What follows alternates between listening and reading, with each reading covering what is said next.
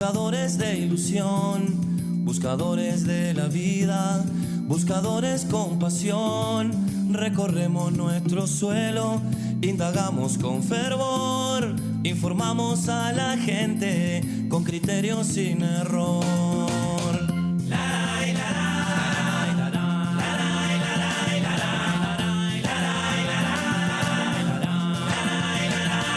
Buscadores por oficio, buscadores del amor, con trabajo y sacrificio, te ofrecemos lo mejor. Si nos llaman buscadores, lo aceptamos con honor. Somos buscas uruguayos, nuestro orgullo es para vos.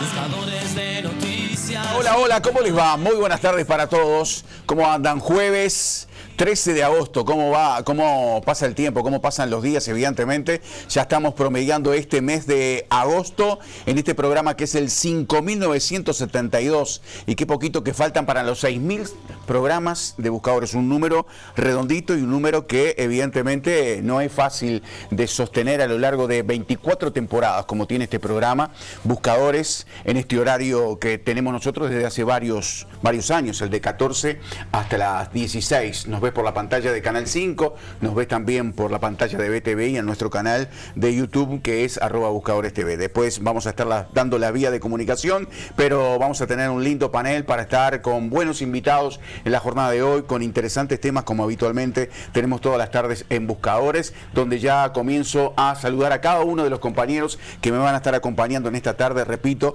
entre las 14 y entre las 16. Comienzo por Daniela Buret. ¿Cómo anda? ¿Qué tal, Bambino? Muy bien. Qué lindo tenerte acá, qué Bueno, lindo muchas te gracias. conduciendo. Muy amable. Y este día que está para esto, ¿no? Para Sí, mirar Buscadores. Para mirar la televisión y ver Buscadores. Sin duda. Y antes de empezar con que, bueno, una buena noticia que va a haber rendición de cuentas y Sí. seguramente de esto vamos a hablar.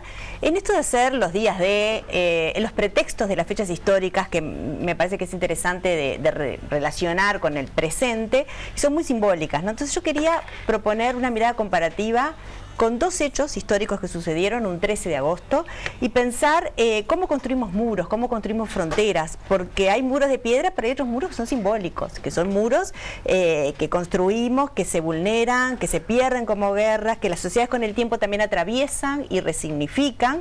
Entonces, bueno, quería ver un poco esto, cómo se construye la polarización política hoy como otro muro, la discriminación, las violencias, qué consecuencias tienen, por ejemplo, para personas migrantes, quiénes dejamos por fuera de los muros hoy, los muros de la democracia. Entonces voy a referirme a dos fechas históricas de un 13 de agosto. El 13 de agosto de 1525 cayó un muro muy fuerte que fue la caída de Tenochtitlán, ¿no? Cuauhtémoc se rindió ante el Imperio Español cuando llega Cortés, y es una fecha fundamental para pensar lo que pasó después con todo el Imperio Español, con todo el colonialismo, la conquista, la identidad latinoamericana. Es una fecha que importa y es una fecha que para nosotros en Latinoamérica tiene una trascendencia. Pero el 13 de agosto también del siglo pasado se levantó otro muro. Fue el 13 de agosto de 1961 cuando Alemania Oriental cerró las calles que dominaba en Berlín y creó el muro de Berlín, ¿no? Comienza una nueva etapa que es la Guerra Fría, y ese muro dividió la ciudad hasta noviembre del 89. Y como sabemos el fin de la película, si está producción ahí, quería mostrar algunas fotos que son icónicas, como es el beso.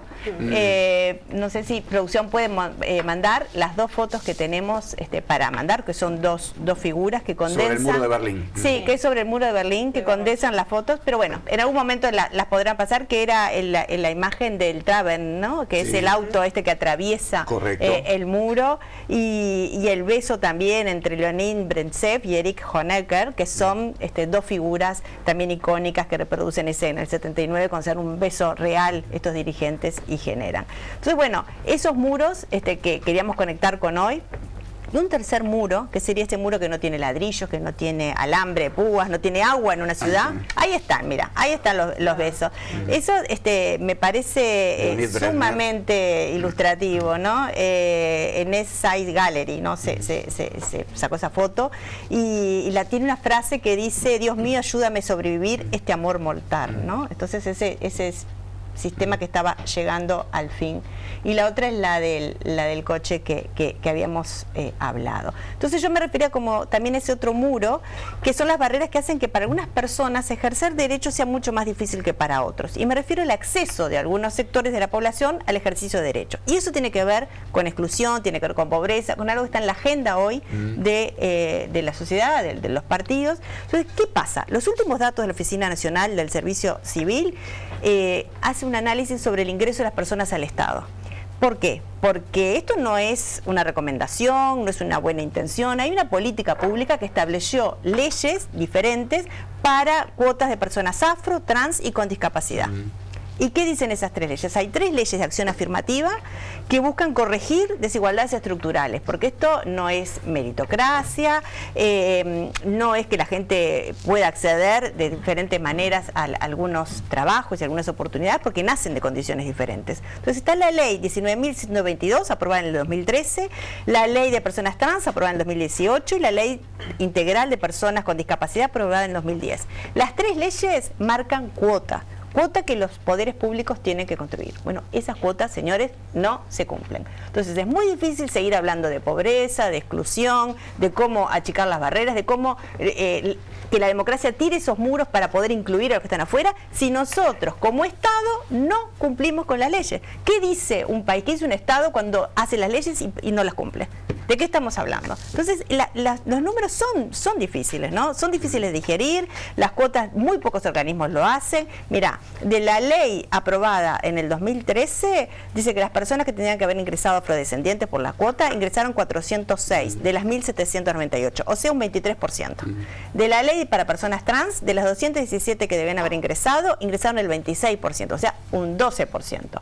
Y de la ley de protección integral para personas con discapacidad, solo 6 de los 75 organismos obligados cumplieron, ingresando 56 personas, que es un 8% del total que tenía que ingresar. Yo creo que esto, señores, podemos tener muchas leyes, podemos tener rendición de cuentas, podemos seguir ampliando la legislación para poder terminar con algunas pobrezas estructurales que tenemos, pero si no cumplimos con las propias leyes que tenemos, realmente es veru veru. Muy bien. ¿Cómo te va, Susi Pecoy? ¿Qué tal? ¿Cómo están? ¿Todos bien? Buenas tardes para todos. Sí, para sorpresa de nadie, hay rendición de cuentas, porque para sorpresa de nadie, Cabildo Abierto dio los votos. Exacto. A ver, era sabido que esto iba a suceder, más tarde, más temprano, más afinada la negociación, con más pedido de por medio, pero todo el mundo sabía que el asunto venía por ahí. Así que bueno, a mí lo que me deja sobre la mesa es que bueno, el gobierno ahora no le puede trasladar la responsabilidad a la oposición de nada. Esperemos que llegue a buen puerto con todo lo que quieren hacer y que sea para una sociedad mejor. Hoy vamos a tener la posibilidad de dialogar con un senador del Partido Nacional acá en Buscadores y vamos a hablar seguramente de ese tema. Edgardo Ramos Verde, ¿cómo te va? Buenas tardes. ¿Cómo les va? Buenas tardes para todas y para todos. Un día lindo, mucha... Sí. Escuchar la Daniela, uno se nutre. Guerra fría, guerra sin armas.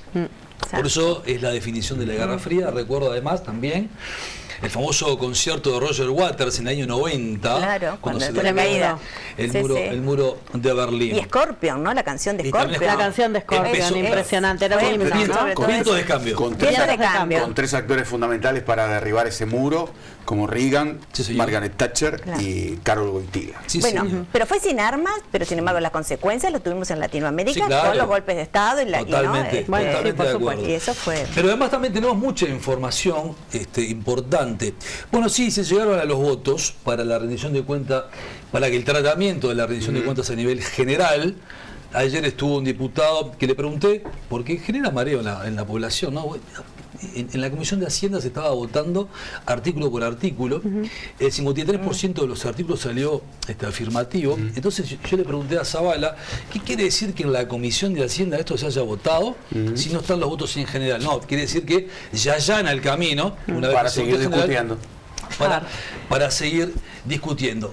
Otra encuesta más jamás en mi vida, en mi trayectoria, León, he visto tanta encuesta. Todas las semanas tenemos una encuesta que mide la opinión de la gente. Ahora salió Opción Consultores a decir que el 56 o 60% de la población está en contra de la gestión del presidente de la República. Pero sin embargo, mirá vos, el Corto Buscaglia decía que sponsor la muerte. ¿Se acuerda de Corto Buscaglia? Sí, paradoja, ¿no? Paradoja. Razonamiento que encierra una contradicción. Sí. Usted no había nacido, Cholo, había una cornetita. Sí. Paradoja. ¿Usted se acuerda? Sí. ¿Cómo no? Ahora, Tremenda publicidad. No era de mi partido, pero era muy buena. Sí, claro, muy era buena. Un Marcó gran una artista. época. Y el hijo Sí. sigue siendo un gran artista. es más, Canciones para No Me la Siesta estuvo acá Sí, ayer, me parece que estuvo Gonzalo Moreira. Gonzalo Moreira. Ahora, lo que voy es, titulan, ¿no?, que el 60% o el 55% de la población no está a favor o no apoya, ¿no? Está bien. Pero sin embargo, hay otra encuesta que, no, claro, como no es negativa, no vende, y dicen que el 9 de cada 10 montevideanos, 9 de cada 10 montevideanos, apoya y encuentra la ciudad más limpia, mucho más limpia, en los lugares en donde se empezó a trabajar con los nuevos recipientes o el nuevo sistema de recolección de residuos.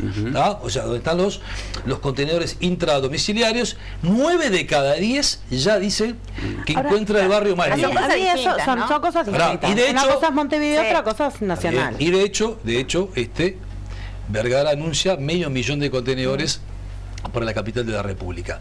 Sin embargo, el presidente del Frente Amplio dice, pero a ver, el martes pasado se realizó en todo Montevideo, en las 18 coordinadoras, el Frente Amplio te escucha.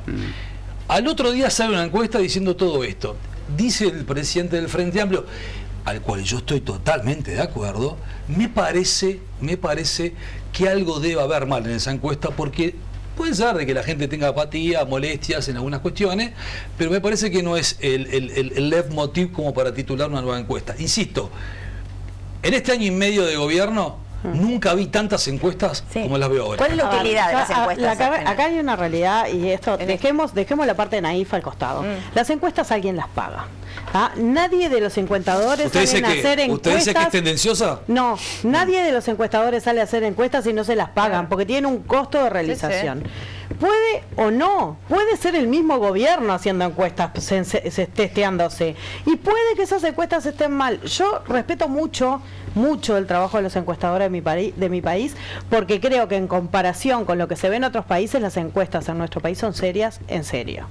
Empezar a cuestionar las encuestas cuando no nos dan los números que a nosotros nos gustaría, no está bueno. Yo no digo eso, En segundo lugar, a Pereira, con todo el respeto, está bárbaro salir a hacer el Frente Te Escucha, pero adentro de la burbuja siempre te van a decir lo que querés oír. Hay que salir un poquito afuera de la burbuja. Yo no cuestiono, ojo, Entonces, también hay que tomarlo como un dato y hay que trabajar sobre ese dato. Yo quiero entender que no son tendenciosas, porque en la elección pasada pero en todo caso, dijo una encuestadora que la moneda estaba en el aire y ganamos por 93 minutos.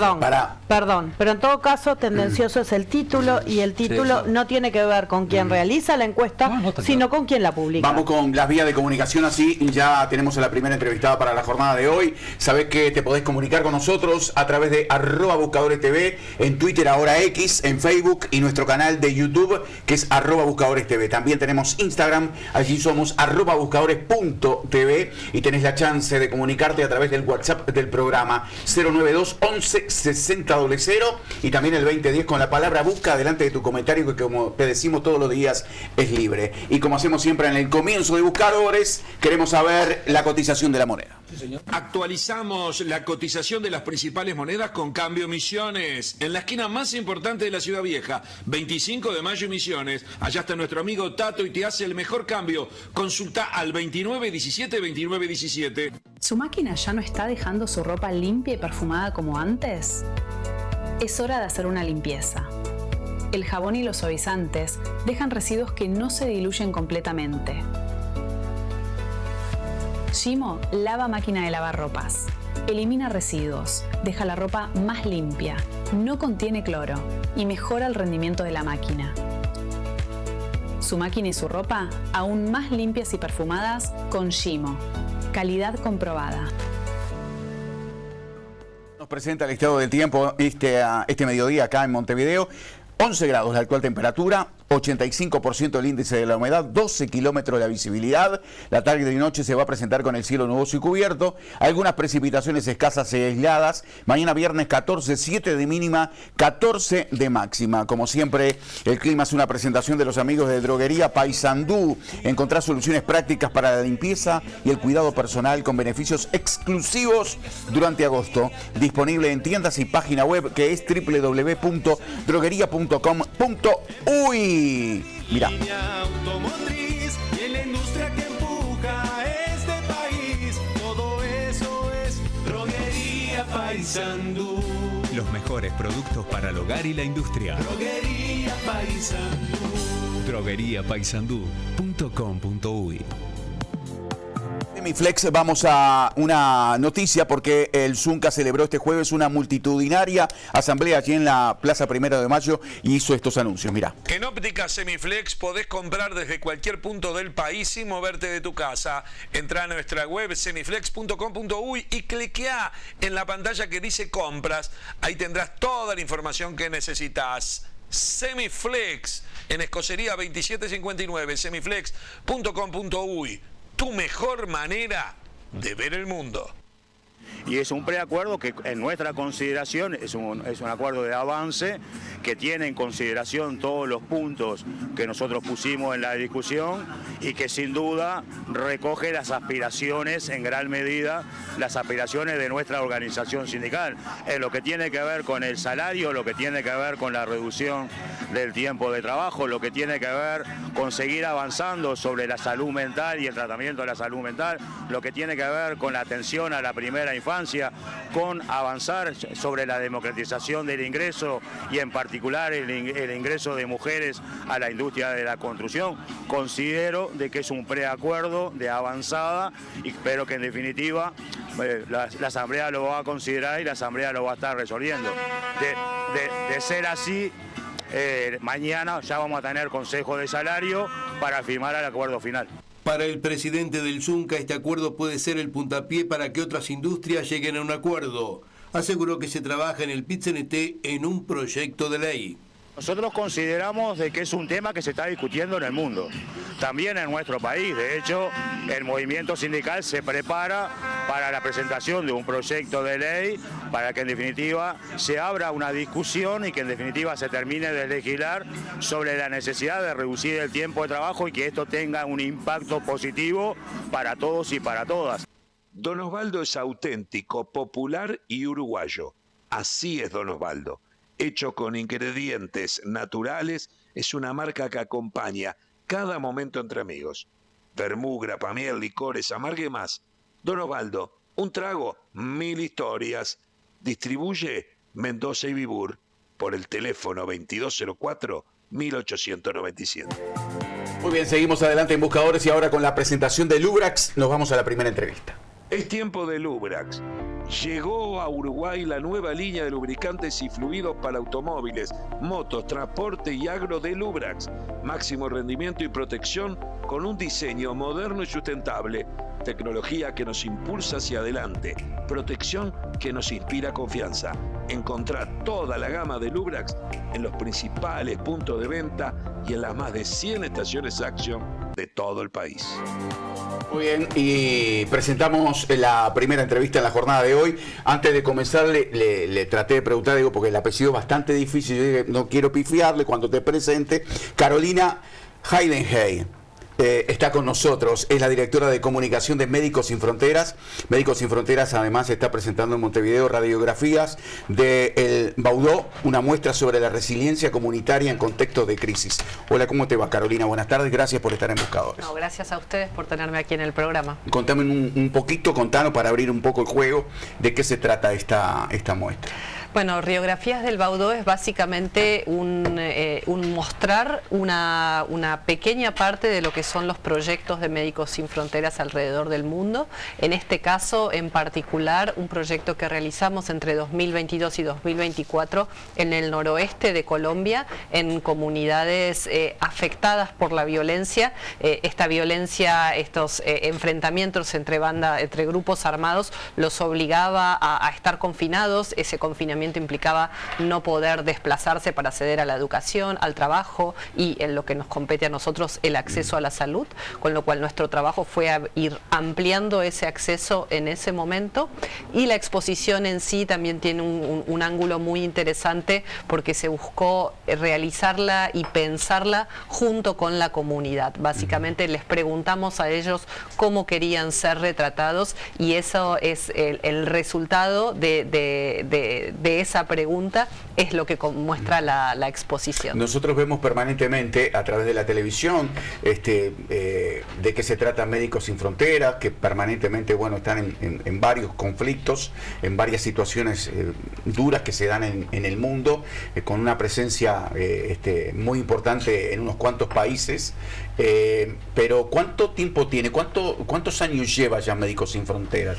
Muchísimos años, más de 50 años ya tiene de actuación, lo cual nos ha dado también muchas herramientas y muchas experiencias para actuar en ese tipo de contextos que vos mencionabas. Y además seriedad y prestigio como para que la gente, cuando ve esas solicitudes que muchas veces se hace, también esté colaborando. Me parece que eso es algo que también es importante con la labor que hacen ustedes. Ojalá que podamos transmitir eso, es fundamental para nosotros. Nosotros siempre trabajamos basados en principios de independencia y neutralidad, es decir, vamos solo con el objetivo de brindar atención médica, y son justamente esos principios los que nos permiten llegar a lugares muchas veces complejos, donde, como decía, hay actores armados, y también, esto nos obliga a nosotros, ¿no? Justamente esta confianza a responder con la necesaria transparencia y rendición de cuentas hacia todas estas personas que realmente confían su dinero para que nosotros podamos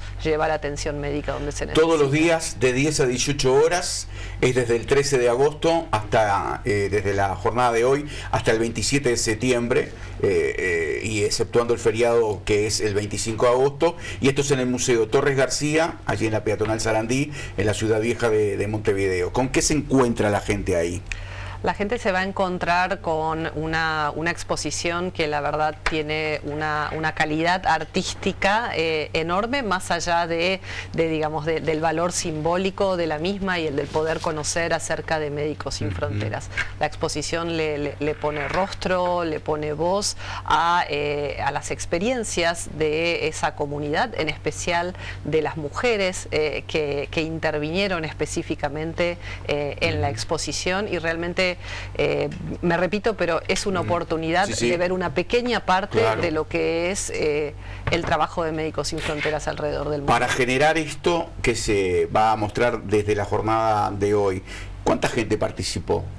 Uy, sería imposible mencionarlo porque creo que hemos perdido la cuenta, ¿no? Por supuesto es un proyecto que lleva un equipo de trabajo, lo ha hecho los equipos de comunicación de nuestra sección de América del Sur de habla hispana, junto con nuestros colegas de la Misión Médico Humanitario en Colombia y junto con una fotógrafa colombiana a la que hemos convocado para el proyecto. Pero por supuesto también, como decía, primero y principal, los protagonistas y los creadores de la misma son también la comunidad. Y en ese camino después, se fueron sumando para darle esa visibilidad otras muchísimas personas, incluidos ustedes aquí, periodistas que nos ayudan a amplificar esa convocatoria. ¿Por qué dentro de, como dijimos, tienen presencia en muchos países, por qué se eligió Colombia en particular? ¿O esa problemática que muestra Colombia que de alguna manera, y ustedes hicieron foco en eso? Mira, se trata por un lado de un contexto más cercano. Siempre se tiende a pensar que Médicos Sin Fronteras trabaja en lugares lejanos, en África que es verdad que lo hacemos, pero también queríamos poner el acento en un contexto que quizás es más cercano para el público latinoamericano, porque esta muestra estuvo itinerando por distintas ciudades de aquí, y al mismo tiempo, obviamente nosotros tenemos una oficina en Colombia, en Bogotá, entonces eso hacía que las interacciones con nuestro proyecto médico humanitario allí fuese mucho más directo. Entonces en esas conversaciones es que surgió esa idea. Muy bien. Abro el juego para los diferentes compañeros para que justamente ¿Qué tal? Bienvenida. Yo quería consultarte cómo se comunica el sufrimiento sin convertirlo en espectáculo, ¿no? ¿Cómo es esa ética en la fotografía? ¿Quiénes quedan dentro y quiénes quedan fuera? Aparte, ustedes están retratando otras formas de vivir, hay otras formas de entender hasta la salud. La medicina, lo que retratan son formas medicinales ancestrales también que tienen una tradición. Eso de alguna manera cómo dialoga con la profesión de ustedes como médicos.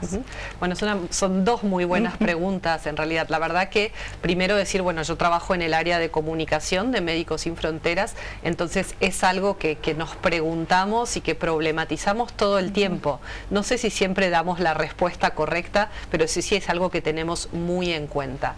En particular, en esta exposición, justamente partimos de la base de no queríamos ir con algo ya prearmado, sino queríamos establecer varios momentos de diálogo con la comunidad para realmente escucharlos y que ellos nos compartiesen cómo querían ser retratados, ¿no? Como una manera de no presuponer y de no plantear formas de mostrar un contexto de crisis humanitarios sin entender cómo ellos querían transmitir eso.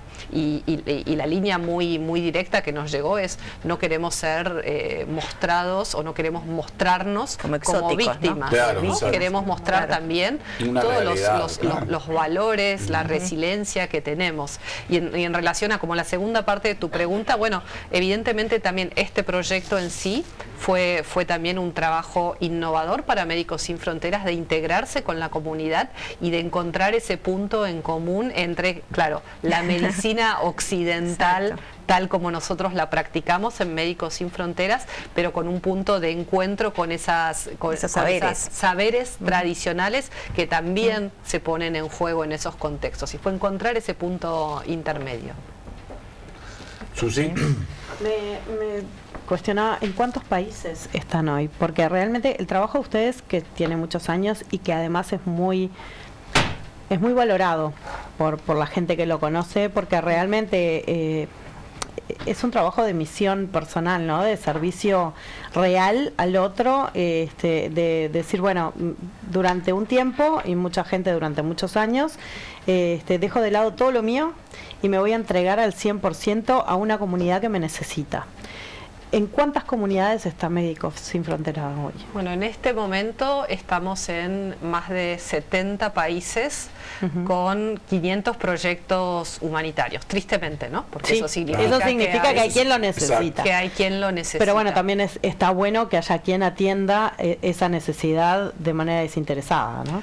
Gracias. ¿Cómo encaran en Colombia en este momento el asunto terremoto? Sí, bueno, porque fue...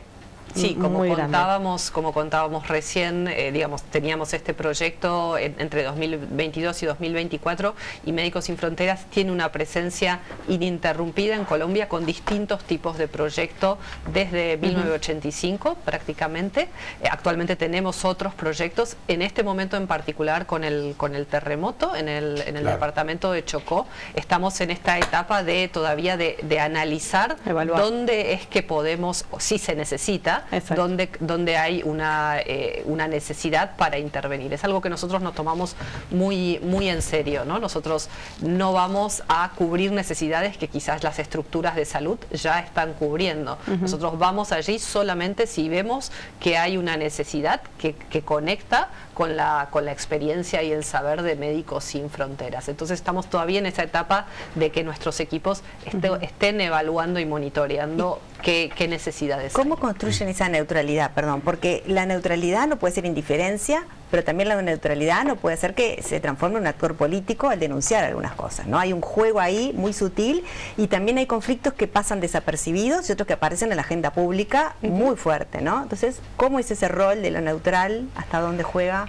Sí, es un buen punto. A ver, para nosotros la neutralidad tiene que ver con que no tomamos partido por ninguna agrupación, ninguna tendencia, ¿no? Nuestro posicionamiento, si se quiere, o nuestra no neutralidad tiene que ver con la población civil y los pacientes a los que atendemos. No somos neutrales en cuanto al impacto que cualquier tipo de situación tiene hacia las personas vulnerables que necesitan atención. Entonces, alzamos la voz por ellas, describiendo una situación. Nuestro trabajo y nuestra comunicación sobre eso siempre está muy enfocada en lo que nuestros equipos ven de forma directa en el terreno. Nosotros trabajamos en proyectos propios. Entonces, cuando nosotros comunicamos o alzamos la voz frente a una situación que vemos que están atravesando las poblaciones, lo hacemos con el convencimiento de que es algo que estamos viendo nosotros de primera mano, o sea, nadie nos lo está diciendo. Entonces, eso para nosotros es central. Nosotros no emitimos opiniones sobre tendencias de tipo político o opiniones de eso. Sí denunciamos el impacto que ciertas políticas o ciertas situaciones pueden tener en la población. ¿Corriendo riesgo?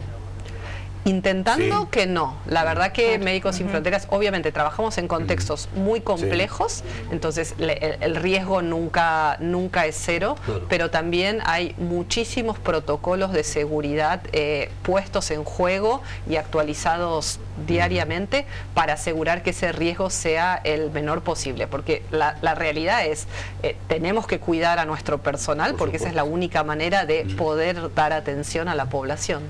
No, además, yo tengo la suerte de trabajar con Médicos Sin Fronteras desde la agrupación de atletas del Uruguay. Yo creo que en Uruguay ha tenido ahora mayor difusión, ¿no?, de todo el trabajo que hace Médicos Sin Fronteras en el mundo. Hablaba Susi recién, presencia en más de 72 países.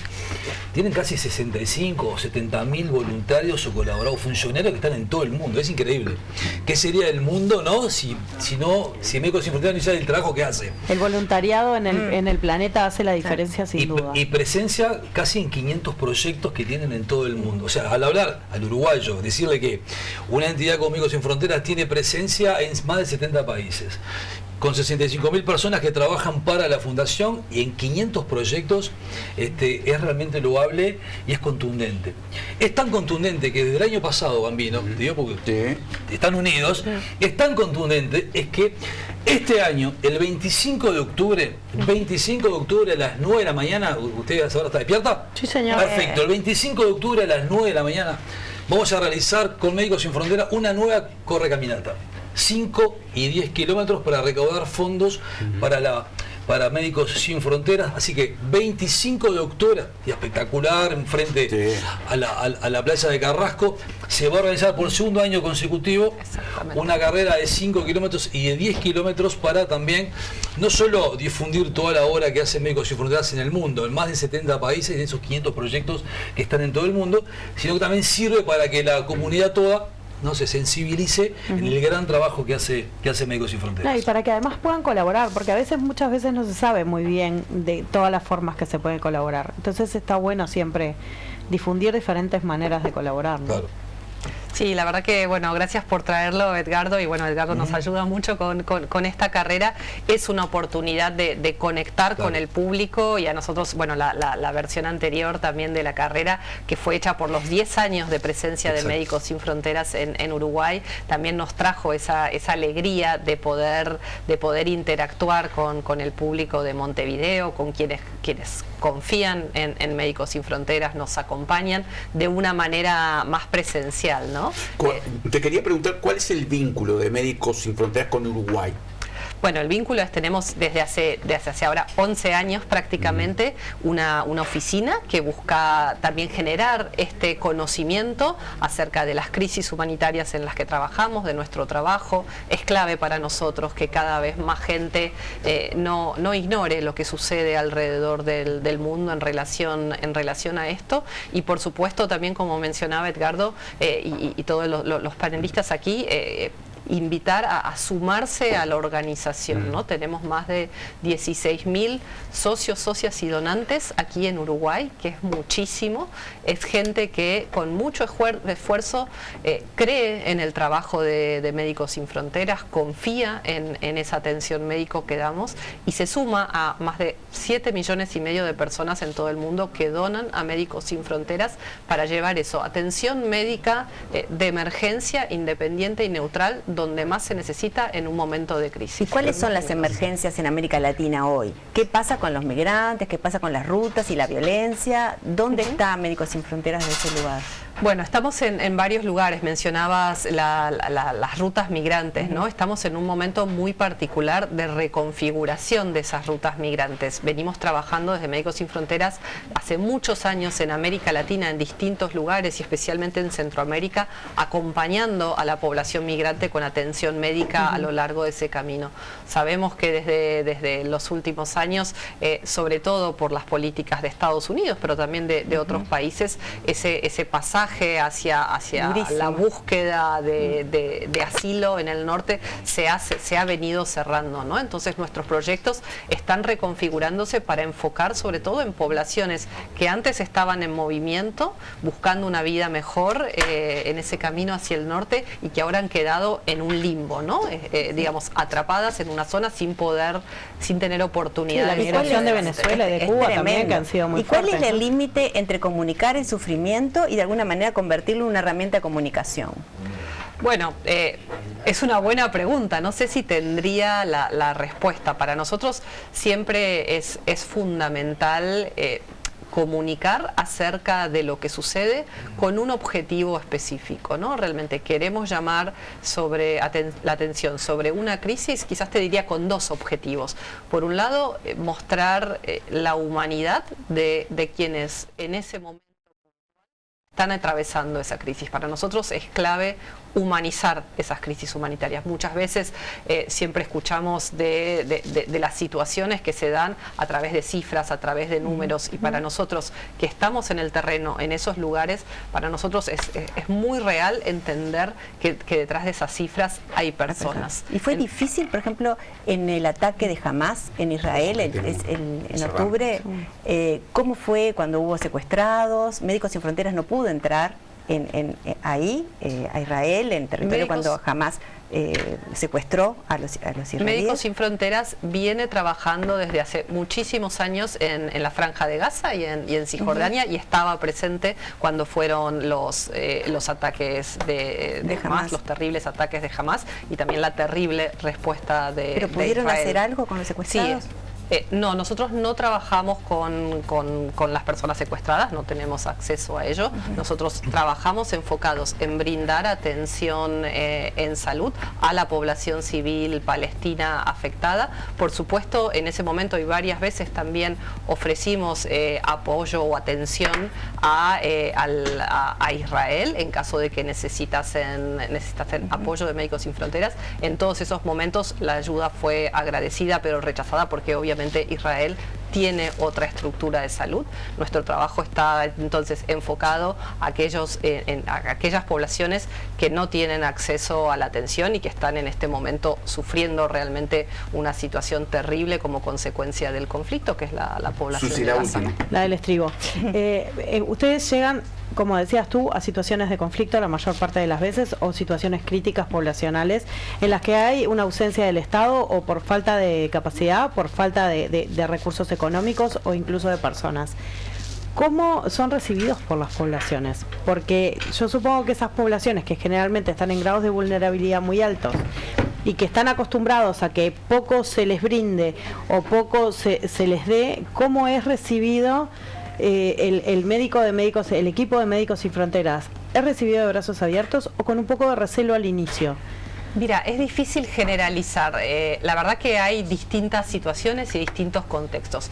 En muchos de ellos somos muy bien recibidos y aprecian ese apoyo que nosotros llevamos, por supuesto siempre explicando hasta dónde está nuestra ayuda. En otros contextos es más difícil porque evidentemente quizás no somos una entidad que ellos conocen en esa comunidad, pero por supuesto también todos los proyectos incluyen personal local. Eso es fundamental. No es solo personal internacional el que trabaja en la organización, sino muchas veces son los mismos miembros de la comunidad quienes están presentes y también nos ayudan a integrarnos en esa comunidad. Perfecto.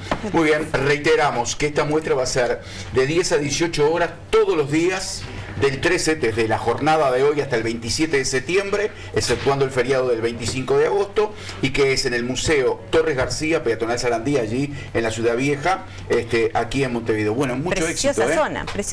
Exactamente. Preciosa zona. Un lugar espectacular. Muchas gracias por estar presente. A ustedes por este tiempo. Gracias. Pasó y estuvo con nosotros entonces Carolina Heidenheim, que es directora de comunicación de Médicos Sin Fronteras. Esto fue una presentación de los amigos. Mirá, lo tengo acá. Mirá. Lo tengo acá. Mis amigos de Locotas se hicieron presentes y cierran esta entrevista. Mira, Locotas, aquí te tiene todos los gustos que hay ahí. Cerca de más de 70 gustos tiene. Exactamente. Bueno, sigue llena, mire usted. Sigue llena. Bueno, nosotros nos vamos con Locotas entonces, cerrando esta primera entrevista aquí en Buscadores. Las primeras empanadotas horneadas del Uruguay son además las más deliciosas, con una masa exclusiva de maíz y trigo, crocantes, crujientes y con los mejores rellenos caseros, ideales para pedir un fin de semana, aunque los lunes también son una buena opción. Y quien dice lunes, dice martes o miércoles. Cerramos en jueves y las que sobran las almorzás el viernes. Siempre es un buen día para pedir unas locotas, locamente irresistibles. Bueno, muy bien, seguimos adelante. Y bueno, seguro americano, evidentemente, yo siempre le digo a mi amigo Vilar, ahora te tengo a vos, claro, que siempre es muy bueno tener un médico en la familia. Siempre está bueno, pero tener un seguro como el americano es mucho mejor. Hacete socio de Seguro Americano, que es medicina privada con atención familiar, pero además de que yo te lo diga, te lo comente, qué mejor que ellos te cuenten cómo podés hacer para hacerte socio. Todos los buscamos a ellos. ¿No podrás mirarme la placa de mi rodilla? Los médicos de la familia. Mejor, vení a buscarlos a Seguro Americano. Medicina privada con atención familiar. Y vamos a esta segunda entrevista en la jornada de hoy con una presentación de los amigos de Conaprole, que presentan la segunda nota que vamos a tener aquí en Buscadores, donde estamos hasta las 16. Llegó el nuevo yogur griego Conaprole. Pero si es Conaprole, es uruguayo. Pero acá dice griego. Entonces es el primer yogur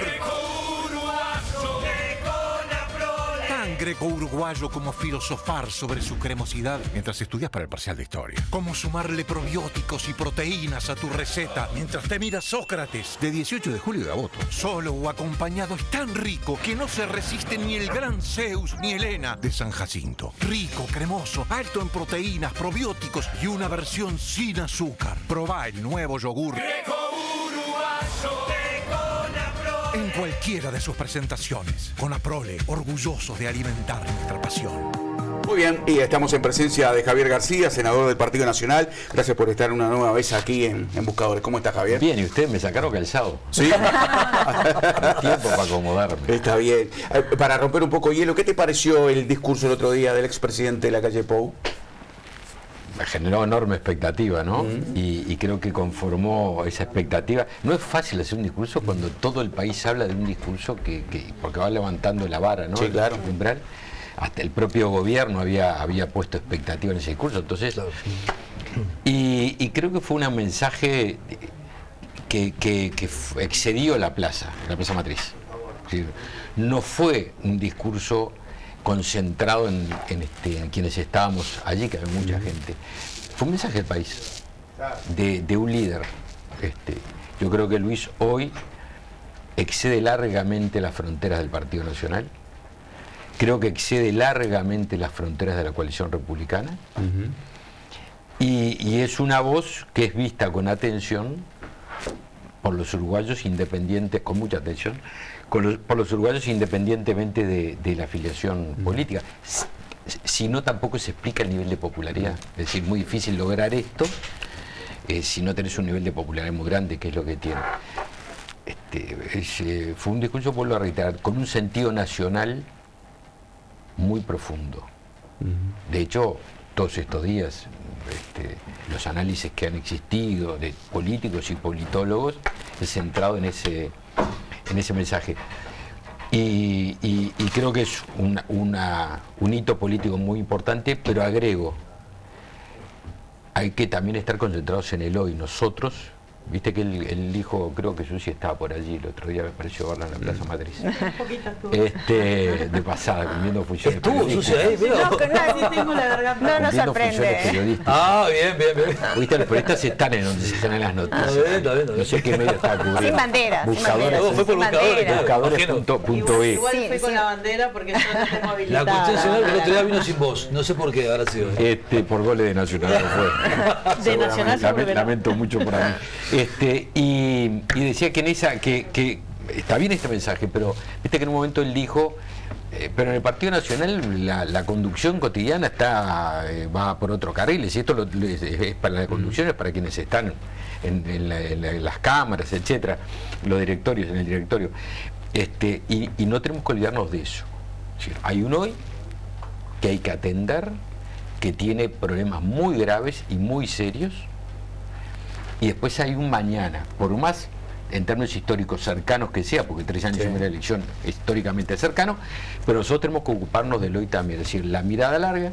Siempre digo, se puede subir la escalera y masticar chicle a la misma vez. Es decir, nosotros tenemos que tener una acción ahora, y el mensaje, Luis, que es un mensaje de perspectiva. Muy bien, en las últimas horas, evidentemente, y con una conferencia de prensa de Guido Manini Río, dijo que los votos de Cabildo están como para ser aprobada la rendición de cuentas. ¿Cuántas idas y vueltas con este tema? Porque esto se anuncia ahora, pero prácticamente desde el inicio ya se sabía que iban a estar los votos de Cabildo. Faltaba esa conversación seguramente donde acordar. ¿Qué acordaron Manini Ríos y el presidente Orsi? A mí sinceramente no me generó sorpresa ninguna, me pareció una cosa que todos sabíamos que iba a ser así. De hecho, el accionar sobre todo General Manini, ha sido más de declaraciones más cercanas a la acción del gobierno que a la coalición republicana, es decir, era natural. Bueno, él se considera fuera de la por eso digo, a mí no me llamó la atención en absoluto, me parece la no noticia, como le llaman ustedes, ¿no? La no noticia. Y lo importante es cómo se posiciona cada partido. La rendición de cuentas tiene 2 votos. Estoy haciendo una gráfica. Tiene un voto en general y un voto en particular. ¿De qué habla la rendición de cuentas? Vamos a la etimología del término. Es una evaluación. Rendir cuentas. ¿De qué? De lo que pasó. Eso es el voto en general. El voto en particular es lo que viene, porque empieza a regir el 1 de enero, son los artículos de votación. Entonces, cuando uno decide el voto en virtud de la evaluación del gobierno. La evaluación del gobierno nuestra es mala. Y las encuestas dicen que de la mayoría enorme del país es mala. Eso habla de la coalición y habla de miles y miles de votantes del Frente Amplio. Y nosotros lo decimos con autoridad, porque la ley de presupuesto, a diferencia de lo que históricamente hizo el Frente Amplio cuando estaba en la oposición, que no votaba las leyes de presupuesto, nosotros votamos la ley de presupuesto. Y yo tengo que confesar algo, yo tuve la iniciativa de llevar a la bancada el año pasado el fundamental que me parecía que había que votar positivamente el presupuesto, y la bancada del Partido Nacional me acompañó, no es que me acompañó, si compartió este criterio. ¿Por qué? Porque yo dije, cada gobierno tiene derecho a tener el financiamiento para su plan de gobierno. No, recién iniciaba, ganaron legítimamente, démoselo. Se lo dimos el año pasado, recursos para la seguridad, la educación, etcétera, etcétera. Porque un año después decimos, bueno, a ver, ¿cómo gestiono esos recursos? Vemos en seguridad, mal. La economía no viene bien, desgraciadamente no viene bien. En estas horas van a salir algunos números del Banco Central que son importantes, serios, ¿no? La educación no viene bien. Entonces nosotros decimos, a ver, rendimos cuenta para atrás, no estuvo bien. Por lo tanto, votamos en contra de eso. Para adelante vamos a trabajar en la artesanía de los articulados, porque ahí ya estamos hablando del 1 de enero que viene para adelante. Será medio insólito, medio inexplicable que estando en contra de lo que se hizo en la gestión, votáramos a favor de esa gestión, que es el voto en general de la rendición de cuentas. Es el pasar raya de un año de gestión. Muy bien, abro juego. Senador, igual en comisión ayer vino el diputado Zavala y el 53% de los artículos se aprobó de manera afirmativa. Yo fui uno de los que estuvo expectante del discurso del expresidente de la República, siendo frente amplista, yo, y me dejó muy tranquilo. ¿Y por qué? Por la madurez del mismo. ¿Y a qué me refiero con eso? En primer lugar, mandó un mensaje para la interna del Partido Nacional, diciendo que no, duro con las ideas, no, firme con las ideas o débil suave con la persona. Y creo que eso fue un mensaje que fue también para la interna del Partido Nacional. De hecho, creo que algunos dirigentes dijeron, bueno, sí, puede ser que así sea.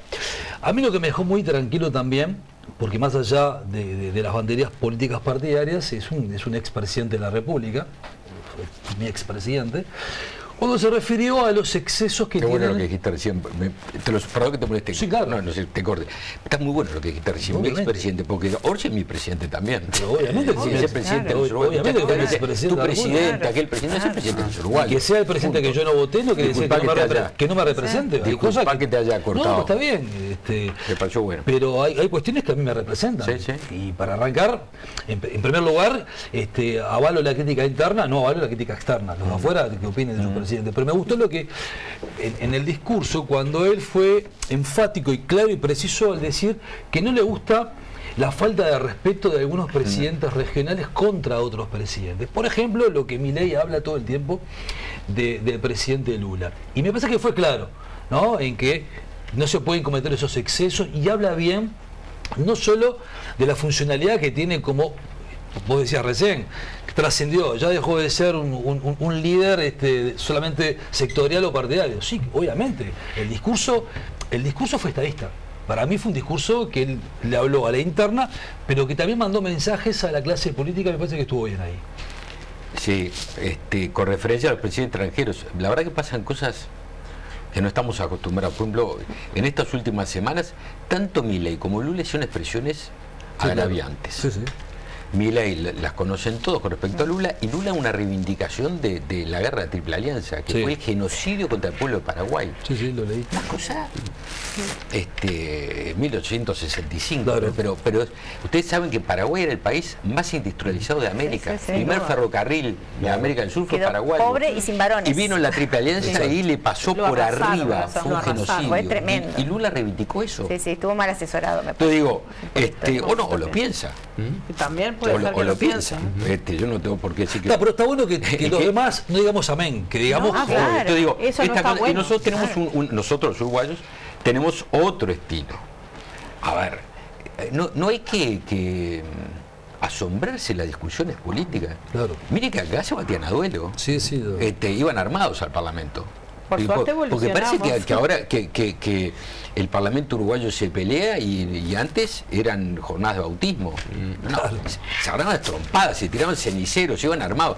El Uruguay tuvo un antecedente, tuvimos una dictadura.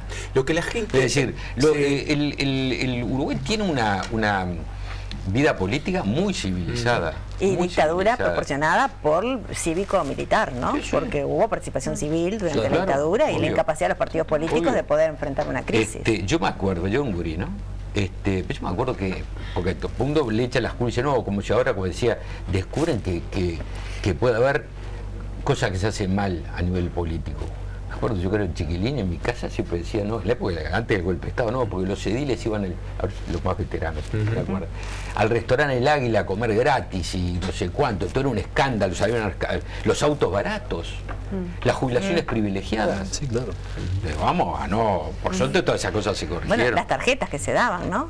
Sí, para está bien, conseguir pero Borne o para conseguir estas eran las cosas, lugares fuertes. estas eran las cosas en fuertes. Entonces sí. digo, hay rispideces, hay discusiones fuertes, pero es un sistema político. Yo digo que hay rispideces, hay discusiones, pero que a veces no es lo que la gente espera. A mí me da la sensación que el político está tan lejos de lo que la gente quiere y pretende, y discuten en el Parlamento a veces cosas que la gente dice, pero yo necesito laburo, yo necesito las chicas que salen y trabajan en la salud, que salen a las 6 de la mañana, quieren llegar a la parada y que no las roben, o si vuelven a las 10 de la noche, quieren llegar sanas a la casa. Es decir, eso es lo que quieren. Y a mí me da la sensación que en el Parlamento a veces, hasta con descalificaciones, y eso aleja a la gente. Y hay un descreimiento. Te voy a poner un ejemplo de ayer. Te voy a poner un ejemplo de ayer en el Senado. Ayer el culto de Daniel está cerca, bueno, fue director en el Solís, del mundo de la cultura. Ayer se discutió en el Parlamento un proyecto de ley que plantea disidencias. Cuotas en las orquestas, en los grupos musicales, etcétera, ¿no? Decía Daniel la disidencia, incluso con un término que yo dije, este es un proyecto xenófobo. Disidencias nacionales. ¿Qué son las disidencias nacionales? Un país de recepción como nosotros, hecho de etanos, de españoles, judíos, ucranianos, rusos, alemanes, como diciendo, solo disidencia nacional. Pero en definitiva yo dije, mire, el Estado, cuando el Estado se mete en la cultura y dice tú sí, tú no, ya eso deja de ser cultura. Podrá ser propaganda, pero no es cultura. Pero aparte, ¿qué vamos a exigir si en el Uruguay existe una ley hace muchísimos años que exige el 4% de los ingresos en el Estado para personas con discapacidad y no se cumple? Hablamos de eso hoy, empezamos con eso. Bueno, digo, vamos a cumplir lo que tenemos que cumplir. Eso es un tema que me preocupa. O lo contrario, digo yo, a 72 horas, para mí uno de los hechos más graves en materia de inseguridad que hubo en el Uruguay, que fue el secuestro del ómnibus el domingo. Para mí fue de los hechos más graves que hay. No escuché al ministro del Interior, no escuché al jefe de policía, nadie se hace cargo. Peor que eso. Que debió haberse dado. Peor que eso. No hay nadie detenido. Iba a ir a eso ahora. Y no hay, de una hora atravesado toda la ciudad, toda la ciudad, desde el cerro hasta terminar Beloni, de este a oeste, de oeste a este, de Montevideo, por todo Montevideo, 45 minutos se filmaron, deben haber pasado centenares de cámaras y no hay una sola persona presa. Un secuestro hecho a la principal, a unas horas pico, porque funcionan las ferias, la gente sale a hacer las compras los domingos, ¿no? Y atraviesa todo con un operativo parapolicial, porque lo relatan los trabajadores le dicen adelante van a ir unas motos escoltando, todo con semáforo en rojo, un fierro, una pistola que lo va apuntando, creo que en el medio, no sé si amenazan a alguien o lo que fuera, una banda mafiosa, pues es una banda mafiosa, secuestra un ómnibus, van 4 días de esto y no pasa nada, y no termina una tragedia, porque no terminó, podría haber terminado en una tragedia. Entonces yo comparto contigo. Está bien, lo de las cuotas, yo no estoy de acuerdo, parece que no. Pero estos son los temas. Eso no es una cuota solo, creo que no es menor el tema que se discutió, más allá que uno capaz que no puede ver la importancia claramente, ¿no? Pero no es una ley que diga qué arte producir, sino es una ley que de alguna manera reglamenta a qué artista se le proporciona productos del Estado. ¿A qué artista de alguna manera los recursos públicos representan? Es eso, es destinar qué dineros públicos se representan a qué cuota. Y eso es igual que la ley de cuotas de género para los partidos políticos, y es igual que las cuotas estas para no concentrarnos para trans, en eso, pero ayuda a esa ampliación de derechos y tirar muros. Si una ley censura, como esta ley... No censura. No censura. Te voy a decir un ejemplo. Es condiciones de acceso a recursos públicos. Daniela, te voy a dar un ejemplo. ¿Por qué está el Solís? O del Sodre. ¿La orquesta filarmónica o la sinfónica? Cualquiera de ellas, no importa. O la de los Sodre, ¿no? Sí. Se hacen llamados.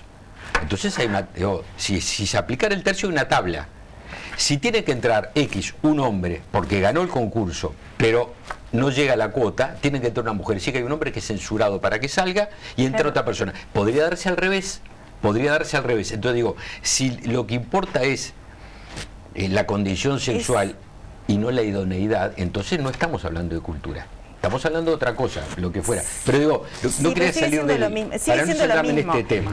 Cuando no hay las oportunidades, es como que partimos de un piso igual, pero en realidad no partimos de un piso igual. Porque las mujeres tienen también otros temas que son los temas de cuidados, que son los temas cuántas mujeres pobres hay y cuántos varones pobres hay. Entonces no partimos igual como para decir, precisamos un escaloncito. Como dice la calle, ¿no? Hacer piecitos para cuando el subir. Estado cumpla con el 4% para el discapacitado, ponemos otra cuota. Pero me parece que es bastante poca autoridad política y moral el Estado pedir cuota para las orquestas y no darle el 4% a las personas trans, y personas con discapacidad, y personas afrodescendientes. Todas las cuotas no se están cumpliendo. Nacionales. Tremendo. ¿Por qué no? Porque un país de recepción discrimina a la gente que nació en otro país. No entiendo. Ese no fue el proyecto. Sí. Es una mirada capaz que capacita primero a la gente que está acá. En un país como el nuestro, que si miramos los apellidos de todos nosotros, seguramente Charrúa no haya ninguno, y nosotros decimos, acá te doy una cuota, pero si naciste en otro lugar y vivís acá, no puedes aportar a la cultura. Pero salgamos de ese tema, volvamos al tema, si les parece, de seguridad. Digo, entonces, y lo ato con lo que decías tú, Bambino, mirar lo que viene, pero también atender hoy. Y te paso de la inseguridad al otro tema, que la gente se pregunta... La gente sí digo, pero dirigentes políticos después se preguntan y se cuestionan por qué le dan tan malas encuestas. Y porque no te ocupas a los temas que le preocupan a la gente. La inseguridad. El segundo tema, el empleo. Estamos teniendo problemas muy serios, señales de alerta muy... El cierre de empresas. Bueno, hoy conocemos otra más, pero aparte, y el seguro de paro. Pero hay señales que son alarmas serias. La cantidad de horas trabajadas por semana Estamos en 37 horas, igual que en la pandemia, la salida de la pandemia. A la oposición tampoco le da bien las encuestas, ¿no? Y es preocupante el todo. Daniela, el que no gobierna, tanto comiendo pop, esperando a ver qué pasa. Con el mayor respeto, la oposición no tiene ministros, ni emite decretos. El que gobierna es el gobierno. Digo por la gente. Si a uno le conviene, sí, no, pero los ministros son del oficialismo. Pero el problema de la gente lo tiene que solucionar. Las encuestas también controlan la oposición y tampoco Daniela, están cada uno felices. se conforma con lo que quiere. No, digo, es legítimo. Si vos te conformás, sí, yo no me estoy mal, conformo otro para también. nada, pero digo, no es Ahora, algo la que realidad bien. pregunto, ¿cómo se entiende tu afirmación si el principal líder de la oposición tiene 60% de popularidad? Es tremendo. Bueno, pero ¿cómo se explica? ¿Cómo se explica lo que tú decís que la oposición está mal y el líder de la oposición tiene 60% porque lo que es terrible es que la gente no cree en los políticos, ¿no? Bueno, pero lo que te estoy diciendo no me lo estás contestando. Sí, yo te estoy diciendo cómo se sostiene tu afirmación de que la oposición está mal, pero el líder de la oposición tiene 60% en que la gente y cree. las encuestas de intención de voto por partido que queda muy lejos, le da a la coalición republicana muy por arriba. Digo, es lo que dan. Podemos creer o no creer en las encuestas. Fernando Pereira no cree. Ahora te contesto yo, no por Fernando Pereira. Lo que me preguntaste, yo creo que no está pasando bien porque las encuestas al gobierno no le dan bien, pero las encuestas que han hecho la oposición tampoco le dan bien. Por más que no tenga ministros en el lugar. La gente dice que no cree en la oposición. Digo las encuestas, no digo yo, no digo una opinión personal, digo las encuestas no sé qué encuesta, te estoy diciendo que las mismas encuestas dicen que el principal líder de la oposición tiene 60% de popularidad. Pero no viste las encuestas de la oposición. Te las muestro, ¿querés que las busque? No, pero hay un ejemplo que es bien claro. Javier, eso es malísimo para nosotros. Por ejemplo, Factum hace poco hizo un relevamiento. Es verdad, al gobierno no le están dando bien las encuestas, pero también en ese momento se midió cuál era la intención de voto de cada partido y no se movía la aguja en esa de Factum, ¿no? Eso es cierto. También se pone un ejemplo de el segundo periodo de Mariano Arana como intendente de Montevideo. En el primer año, en el primer gobierno de Mariano Arana, en el primer año le daba el 25% de popularidad y terminó con un 70%. Por eso, son fotografías del momento. Es la de Factum. Discúlpenme, a mí lo que me preocupa en este momento es que seguimos hablando de encuestas y a la gente le preocupa la seguridad del país, el tema laboral, o sea, dejémonos hablar de encuestas. Seguridad, por eso yo decía, pues yo lo mencioné en el sentido, se preguntan por qué va mal y porque no se están atendiendo los problemas que le interesan a los uruguayos. Seguridad, empleo, gente en la calle.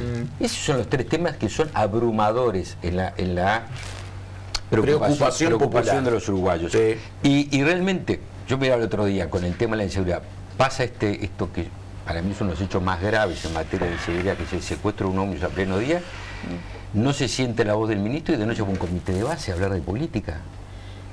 El jefe de policía de Montevideo, que le gustan los micrófonos y ha recorrido todos los medios de prensa, Clavijo.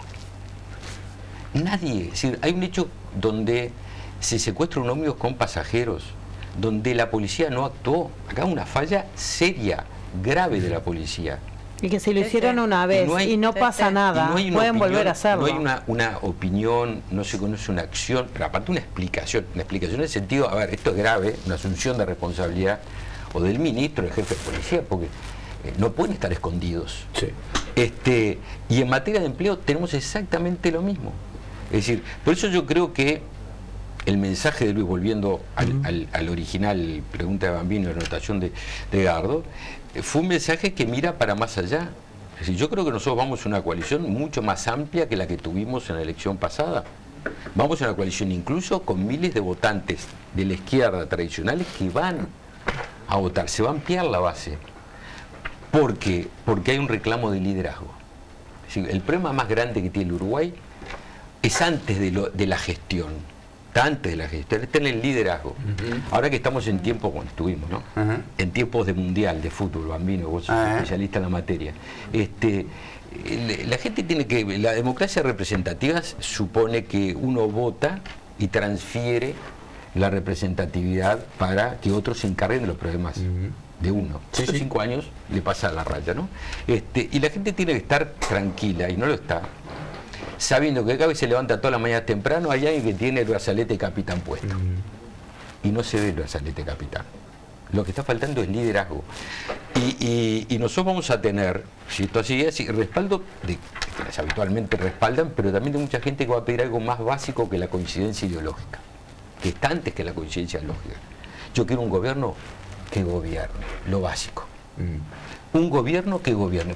Quizás no esté totalmente de acuerdo, pero estoy tranquilo que hay un liderazgo en el país, que hay alguien que se encarga de los problemas. Y eso es el reclamo que yo creo que hay hoy, y es la respuesta que va a haber dentro de unos años. A propósito de la seguridad y la inseguridad, allanamientos nocturnos. Bueno, ahí tenés un ejemplo. ¿Qué pasa? ¿Por qué se demora tanto? Bueno, yo lo planteé el otro día en una actividad política porque es de esos temas que la verdad que no tiene... Yo tiro el tema acá y seguramente, no sé, habrá uno o dos que estén en contra. El resto está a favor. La gente, a eso voy cuando digo, escuchen a la gente, es un clamor popular, la gente quiere hacer... Forma parte de la inseguridad. A mí, la gente quiere allanamiento nocturno. Por eso lo planteé el otro día, porque yo recorro, escucho, y aparte digo, a ver, ¿cómo puede ser que si tenemos un problema, el problema más grave es la inseguridad y el crimen organizado, la justicia y la policía tienen las manos atadas 12 horas al día? Es decir, nosotros combatimos al narcotráfico a tiempo parcial, la mitad del día, pues las 12 horas que van de las 7 de la tarde, de que anochece hasta la amanece, 12 horas, no se puede hacer nada. Solo 4 países en el mundo, 4 tienen prohibido totalmente. Uruguay, Mozambique, Guatemala, Cabo Verde. ¿No? Sí, sí. Que lo conocemos de Cabo Verde, pues es así. Y los demás países, que son 200 países, todos tienen en diferentes formas autorizado el allanamiento nocturno. ¿Qué planteé yo? Yo dije, a ver, hubo muchas iniciativas en el pasado. Bordaberry, Daisy Tourné, ministra del Interior del Frente Amplio, que en el Código de Proceso Policial lo planteó, pero lo tuvo que retirar porque su partido no lo acompañaba. Luz, subía Jorge Larrañaga, Vivir sin miedo, Carlos Daniel Camí, lo planteó en la legislatura pasada. Hubo un plebiscito, no salió. Muy bien. Cambiaron las circunstancias porque así como hay derecho a mantener la opinión, también hay derecho a cambiarla, ¿no? Entonces, si uno ve que las circunstancias cambiaron para mal y que los jueces, los fiscales, la fiscal Ferrero dicen, las policías profesionales que dicen, che, es un instrumento muy grande porque en esas 12 horas de la noche los narcos se pertrechan, rompen pruebas, en desaparecer pruebas, en logística, transan armas, droga, etcétera. Yo quiero entrarles cuando están con la mano en la masa, ¿no? Entonces yo dije, bueno, muy bien. Yo planteé que vayamos hacia una reforma constitucional a través de un artículo de la Constitución. La Constitución prevé varios caminos para reformar. Yo fui por el más difícil de todos.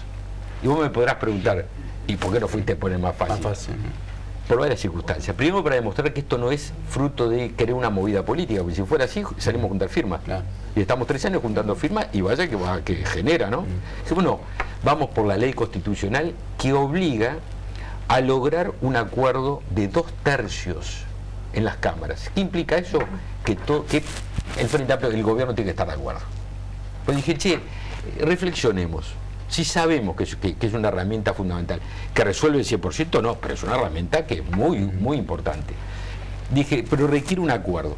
Entonces vayamos por este artículo que tiene la característica que requiere un acuerdo amplio, pero tiene una virtud, y es que no hay que esperar la elección que viene.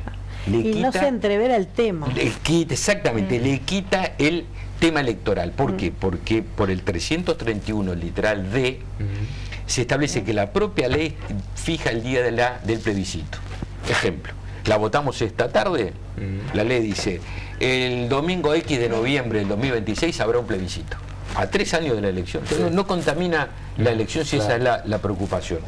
Y bueno, yo le pedí al senador Camí, que había trabajado mucho en este tema, que iniciara contactos con los demás partidos, básicamente con el gobierno, porque los demás partidos están de acuerdo. Compartimos el allanamiento nocturno. Ahora yo digo, si todos coincidimos en que el problema de la inseguridad es más grave. ¿Por qué no se hace de política? No es un tema de política nacional. No, y el camino que estamos planteando, vuelvo a reiterar, no lo pone al gobierno, al oficialismo, en el hecho, no, pero me lo juntan con la elección. No, pero es que no a nadie, Javier, porque a mí me parece que uno de los problemas más grandes que han tenido este tipo de consultas es que entreverados con la cuestión electoral, que la gente tiene que empezar a votar un montón de cosas, todos sabemos, la elección no es una cosa sencilla, porque hay que colocar más de una lista, porque a veces no estoy muy seguro y qué tengo que votar con qué, y si todavía le pongo una papeleta y si me dan mal la papeleta y me la anulan y me anula el voto, entonces es muy entreverado hacerlo en conjunto con una elección nacional.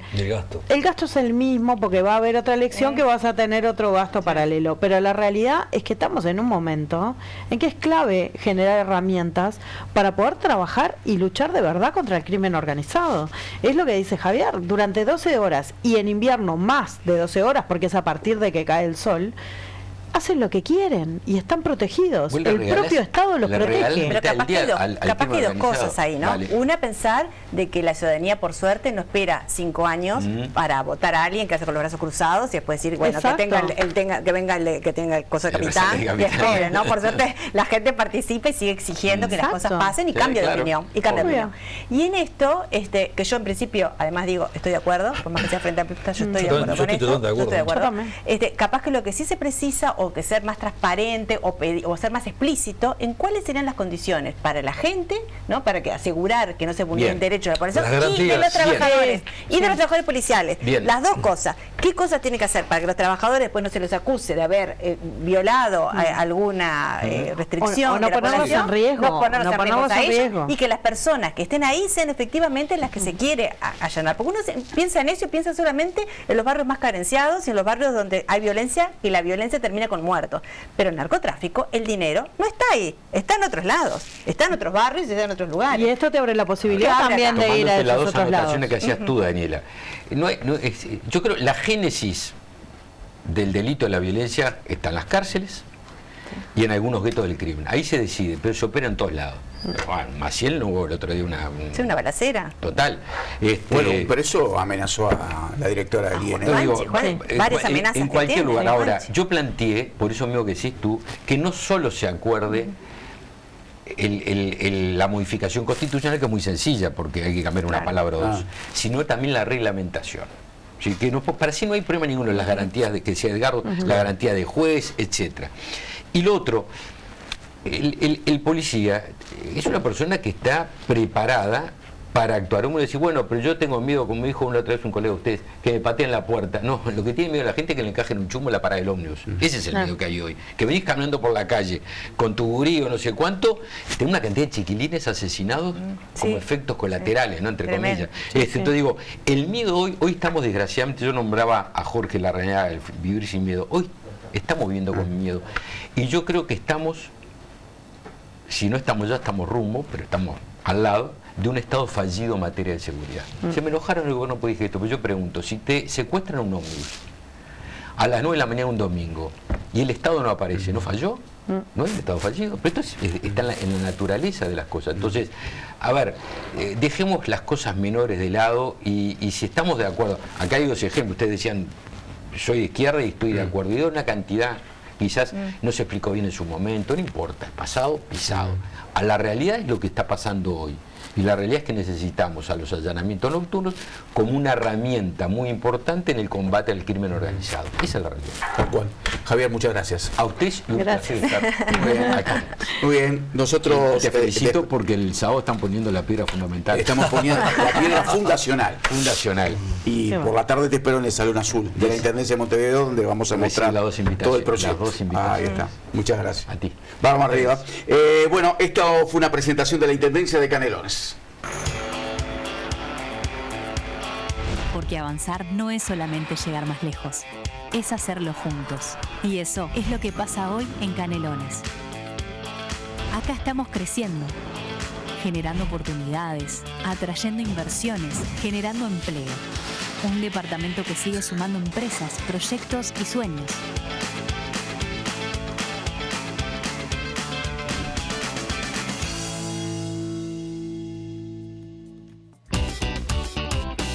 Tengo pensado mi surtido, lo que busque lo voy a encontrar. Lleno el carro y voy sin prisa, siempre tengo una sonrisa. Cuanto más compras, menos pagas. Siempre voy a Macromercado, siempre voy a Macromercado. Más compras, menos pagas. ¿Qué negocio Macromercado? Siempre voy a Macromercado, siempre voy a Macromercado. Macromercado. Cuanto más compras, menos pagás.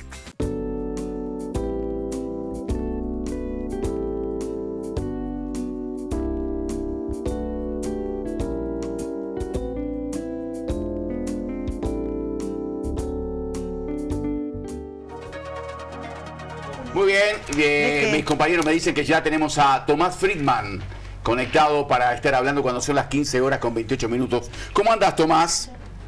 ¿Qué tal, Bambino? Buenas tardes, un gusto de saludarlos. ¿Cómo están ustedes? Nosotros estamos muy bien. Contanos por dónde va el mundo, que bueno, evidentemente tiene tanta cosa. El mundo va por varios lugares. Además, hoy el tío Roberto anda otra vez deprimido porque hoy es el Día Internacional de los Zurdos. ¡Opa! Mira. Y el tío Roberto escribe con la izquierda, juega al fútbol con la izquierda, todo con la izquierda, ¿viste? Mira. Pensé que era zurdo ideológicamente. Es centro zurdo el tío Roberto. Muy bien. Ustedes saben que este mundo está hecho para los diestros, ¿no? Sí, los totalmente. Siempre tuvieron dificultades en la enseñanza, en la educación. Aparte, ustedes vieron que cuando un niño tiene habilidades con las dos manos, con la derecha y con la izquierda, los padres tratan de que use la derecha, ¿no? Como forzarlo, no te conviertas en zurdo. Bueno, en fin, ha mejorado un poco la situación en las escuelas, los maestros le dan el tratamiento que corresponde, el tratamiento especial, porque no es lo mismo escribir con la derecha que escribir con la izquierda. Bueno, pero así, ustedes vieron a los que, incluso en el fútbol, Bambino, cuando usan las dos piernas, dice ambidiestro, ¿no? Ambidiestro, Fabián O'Neill. Me acuerdo ahora. Escuchame. El Chino así Peralta, Diego Forlán, que ahora es el técnico de la selección nacional. Sí, grandes zurdos tiene el mundo. Sí, señor. Y alguno como mi amigo Edgardo, que es doble zurdo, ¿viste? Claro. Exactamente. Y a mucha honra, A mucha honra. Y bueno, miren, en el medio de toda esta situación de zurdos, de izquierdas, de geopolítica, ¿no? El presidente de Estados Unidos, Donald Trump, que todos los días tiene una sorpresa nueva, él tiene en la mente, en la cabeza siempre, dijo: quiero que a América Latina otra vez vuelvan tropas militares de Estados Unidos y que estén en los países de América Latina. Y el presidente de Colombia, Abelardo de la Espriella, que asumió hace menos de una semana, que tiene el terremoto como el gran tema, todavía hay cientos de personas desaparecidas bajo los escombros que seguramente ya no estarán con vida y hay que ocuparse de la reconstrucción del país. Bueno, él acaba de autorizar, el presidente de Colombia, que tropas militares de Estados Unidos ingresen a territorio colombiano para luchar contra la guerrilla, contra el crimen organizado y contra movimientos paramilitares que hay en Colombia. Lo acordó el gobierno de Colombia con el gobierno de Donald Trump. Será una acción conjunta que va a comenzar a la brevedad y que incluirá la presencia en territorio colombiano de tropas de élite especializadas de Estados Unidos en la lucha contra el narcotráfico, contra el crimen organizado. Pero ustedes saben que todo esto genera además que las tropas norteamericanas llegan con la CIA, llegan con el FBI, llegan con los servicios de inteligencia, es decir, es una injerencia directa en asuntos de otros países, no es la primera vez que ocurre y no será el único país en la región. Fíjense ustedes que Keiko Fujimori, que asumió hace pocos días la presidencia de Perú, anunció y ya está en práctica que los militares están en las calles peruanas y en las fronteras peruanas, también Fuerzas Armadas peruanas, actuando contra la delincuencia y la violencia en Perú, que es un problema muy grave, y también la presidenta Keiko Fujimori le comunicó al presidente de los Estados Unidos que estaba dispuesta a recibir ayuda también militar de Estados Unidos, sobre todo en temas tecnológicos, como en drones, como inteligencia artificial, como aviones no tripulados, para poder vigilar la gran extensión que tiene el Perú en materia de eso que hace ver a lo que es el crimen organizado. En Colombia es una situación muy particular porque ustedes saben, Colombia es el principal productor de cocaína del mundo y Estados Unidos es el principal consumidor de cocaína en el mundo. Hay en Colombia organizaciones vinculadas a la droga y al crimen organizado que tienen más de 20.000 efectivos. Y bueno, y así otros países, Ecuador también, Venezuela también, Bukele también tiene asesoramiento y tropas militares en su territorio, es decir, es la nueva geopolítica que quiere el presidente de los Estados Unidos. Tanto Keiko Fujimori, que asumió recién, como el presidente de Colombia, Abelardo de la Espriella, le comunicaron a Trump y ya lo concretaron, que van a ser integrantes del Escudo de las Américas, ese grupo que creó Donald Trump con el apoyo de Milei para luchar contra el crimen organizado, contra el comunismo y contra la izquierda. Ya tiene 18 países que se adhirieron al escudo de las Américas. Los que no están, como es conocido, son ni Brasil ni Uruguay. Así que esa es la nueva realidad del presidente de los Estados Unidos. En el marco de esta nueva política para la región, Marco Rubio ha señalado: atención Cuba, ustedes son un país peligroso para Estados Unidos, peligroso para la región, ustedes quieren seguir exportando el comunismo y el marxismo, así que atención, en cualquier momento habrá medidas, y lo confirmó el propio secretario de Defensa de Estados Unidos, Peter Hegges, que ustedes lo veían ahí recién en imágenes en Panamá, donde estaba diciendo: no descartamos una acción militar en Cuba en cualquier momento si Cuba no toma rápidamente las medidas que le ha pedido Estados Unidos, que tienen que ver con gobiernos de transición, que tienen que ver con libertades, liberación de presos políticos y un retorno paulatino a la democracia, lo que para el régimen cubano parece estar bastante lejos.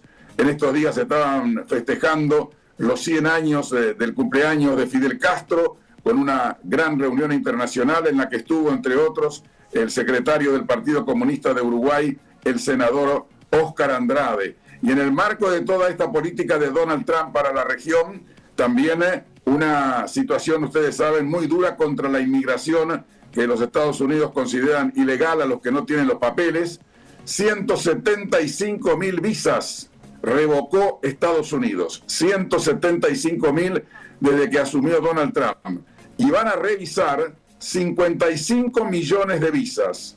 Y dijo Donald Trump hoy: habrá más expulsiones, habrá más deportaciones. Por eso estamos buscando países que puedan recibir, evidentemente, a esos deportados. Entre ellos, Uruguay. Uruguay dice que todavía no hay nada concreto, no hay todavía un documento claro de cómo serían esas deportaciones, quiénes podrían venir a Uruguay.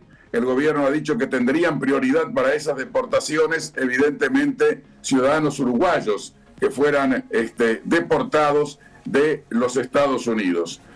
Mientras tanto, el estrecho de Hormuz sigue cerrado y el petróleo oscila entre 85 y 90 dólares el barril, pero la OPEP, Organización de Países Productores de Petróleo, decía hoy que si las reservas de petróleo disminuyen, como está ocurriendo ahora, porque no hay circulación por el estrecho de Hormuz, y el estrecho de Hormuz sigue cerrado, el petróleo a fin de año, dice la OPEP, estimamos podría llegar a 130 o 140 dólares el barril, lo que generaría a fin de año una crisis económica mundial, que afectaría evidentemente a Uruguay. Ustedes imagínense, petróleo a 140 dólares para Uruguay sería un golpe muy duro para la economía, porque tendríamos que aumentar los combustibles entre un 30 y un 40%, lo que tiene un impacto en el presupuesto, en la economía y en el funcionamiento del país. Esperemos que estos vaticinios o estos análisis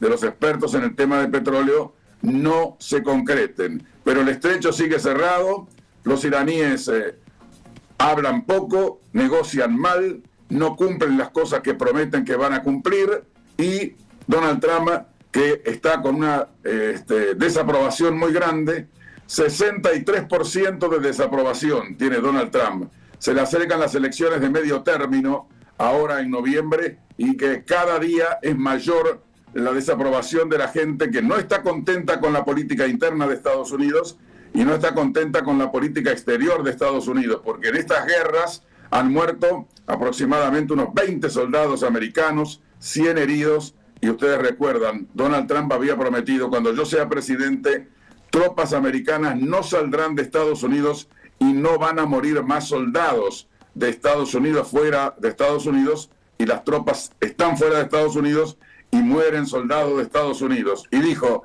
voy a terminar todas las guerras, y las guerras no terminaron. Muy bien, Tomás, muchas gracias, y no van a terminar tampoco, lamentablemente. Un abrazo grande. Querido Bambino, nos vemos mañana. Nos vemos mañana con el doctor Roberto, que termine bien su día. Muchas gracias. Arriba. Quiero mandar 2 saludos. Uno es para, recién pasé la foto, compañeros. Es una gomería que no sé. Mirá, ahí está, la gomería. En la calle Trento están todos los días con buscadores. Allí para la familia Pérez. Bueno, le mandamos un gran abrazo y gracias por sintonizar todas las tardes buscadores que lo tienen al mango. Y lo otro, para mi amigo Tony, que me hizo este regalo en la jornada de hoy, lo fabricó acá al lado mío mientras estamos esperando buscadores, como una manzaloca. ¿Por qué será? Es bien blandito, no sé, ahí para poder... cuando ves el partido. Exactamente. La verdad, le agradezco mucho a Tony que me hizo ese regalito. Con los amigos de Simplebox cerramos este contacto que tuvimos con Tomás Friedman. Simplebox activó su nueva web, simplebox.uy. Ahí podés encontrar todos sus servicios y hasta ese simpático muchacho de saco azul te los puede explicar en un video. Pero además, ahora es más sencillo y práctico cotizar. Te muestro. Podés contar para cuando lo necesitas, de qué tamaño sería el box ideal, por cuánto tiempo pensás contratarlo, dejas tus datos y el equipo de Simplebox se pone en contacto inmediatamente. Pero además en la misma página ya podés calcular el espacio armando el box con cosas que ya pensás guardar. Una mesa, sillas, un sofá, armás el simulador y listo. Acordate, simplebox.uy, porque con Simplebox tener más espacio es simple. Bueno, y ahora vamos a la columna habitual de los días jueves del doctor Isaac Hachter. Presenta Clínica Hachter. Hola, ¿cómo están? Es un gusto y un placer estar nuevamente con ustedes. Hoy vamos a hablar de un problema muy frecuente que afecta a millones de personas en todo el mundo y que muchas veces impide trabajar, dormir o simplemente caminar con normalidad, y es la ciática. Lo primero que debemos aclarar es que la ciática no es una enfermedad en sí misma, sino un conjunto de síntomas producidos por la irritación o compresión del nervio ciático. El nervio ciático es el nervio más largo y grueso del cuerpo humano. Nace en la parte baja de la columna vertebral, a partir de las raíces nerviosas lumbares y sacras, atraviesa la pelvis por la región glútea y desciende por la parte posterior del muslo hasta dividirse debajo de la rodilla, llegando finalmente al pie. Su función es transmitir información sensitiva y motora entre el cerebro y toda la extremidad inferior. Cuando este nervio se comprime o se inflama, aparece el dolor conocido como ciática. El síntoma principal es un dolor que comienza en la zona lumbar o en el glúteo y desciende por la pierna. Puede recorrer el glúteo, la parte posterior del muslo, la pantorrilla e incluso llegar hasta el pie. No siempre aparece el mismo recorrido, ya que depende de que la raíz nerviosa esté afectada.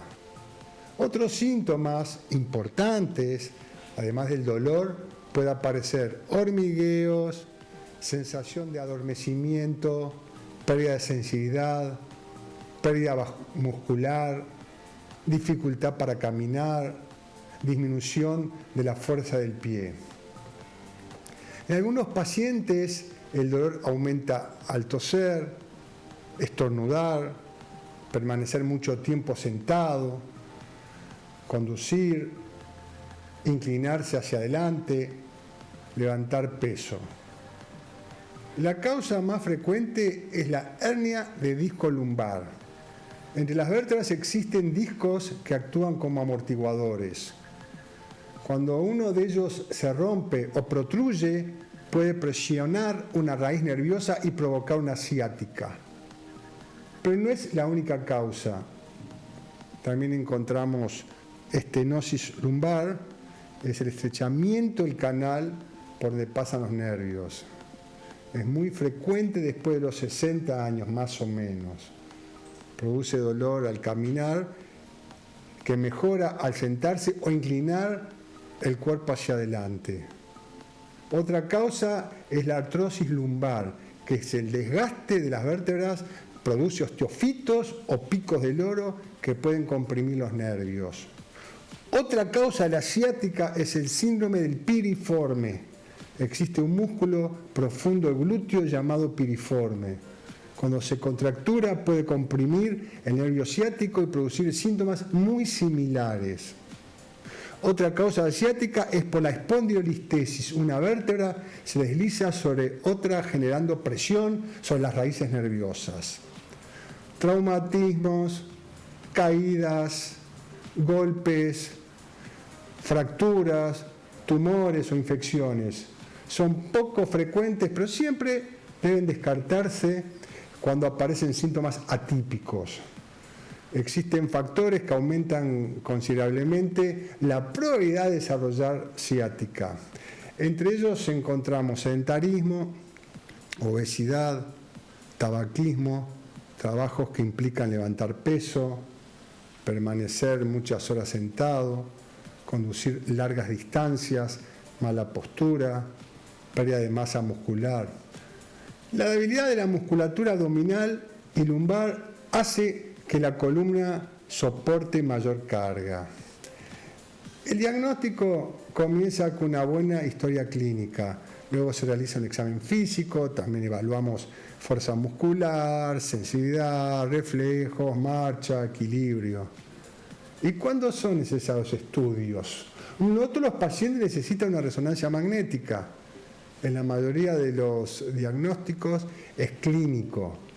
Solicitamos estudios cuando el dolor persiste y varias semanas, existe pérdida de fuerza, sospechamos una hernia importante, traumatismos o síntomas poco habituales.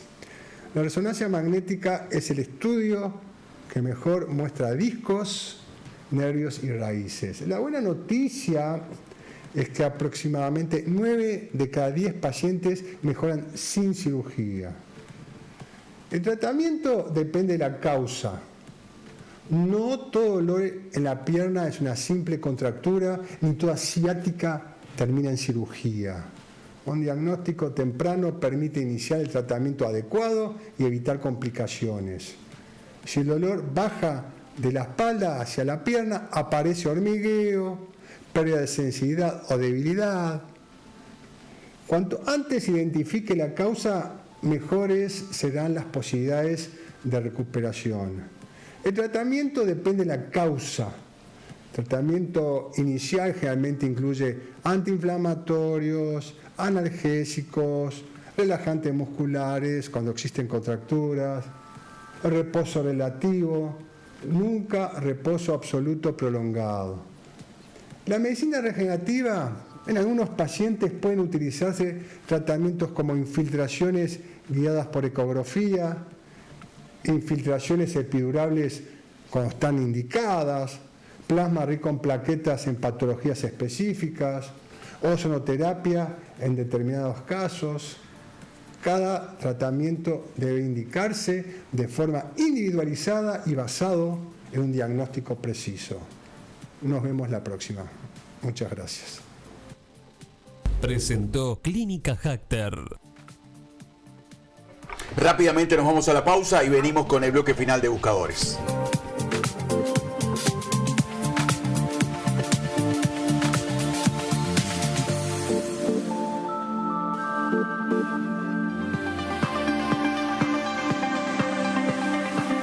Buscadores de noticias, buscadores de ilusión, buscadores de la vida, buscadores con pasión.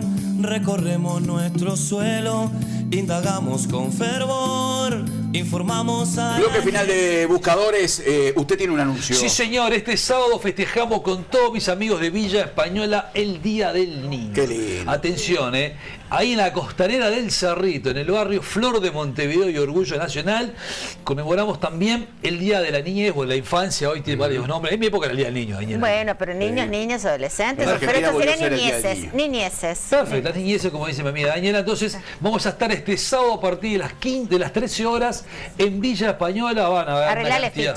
Ahí está. Arreglar la ficha que diga niños y niñas. Así todos se sienten invitados a ir. Atención, escuchen la sugerencia mía. Así que este fin de semana vamos a estar ahí festejando con los niños y las niñas de Villa Española. Van a haber juegos inflables, regalos, golosinas. Como siempre lo hacemos, pero estas cosas no tienen. Claro, no tienen trascendencia. Ahora sí, va a ir gente. Usted tiene 3 niñas además, así que. ¿no? Más tengo. Bueno, ojalá te la 3. Bueno, ¿qué te parece? 4 niñas, 2 niños y 2 nietos. ¿Qué te parece? En el final. No, solo pensar cómo 2 votos pueden orientar una rendición de cuentas, claro. ¿no? Eso quizás para ver qué dejamos en el camino, qué queda, qué va con el problema al frente y qué no compromete. Que lo hemos discutido acá. ¿Qué hay a cambio de eso? Bueno, hay 6 puntos. ¿Y cuáles de esos 6 puntos son con lo que tiene el programa del frente y cuáles no? Y me refiero específicamente a no tocar las reasignaciones para las Fuerzas Armadas o a la chica del Estado, ¿no? En qué lugar se achica y qué no. Habría que ver. ¿Y qué extra puede haber atrás de los 6 puntos? Bueno, ahí sería como que sea para otra. ¿no? Pero bueno, acá a ver, eso ¿qué está dejando? De todas maneras, yo celebro siempre las negociaciones. Sí. Me hubiera gustado que hubiese sido más amplio. Sí. Chau, me están diciendo de arriba. El saludo para Mauricio, para Diego, para Lion rioplatense, para Mica, para Facu, para todos los que integran este equipo grande de buscadores detrás de cámaras. Un abrazo para todos. Chau. Chau. Somos Buscas Uruguayos, nuestro orgullo es para vos.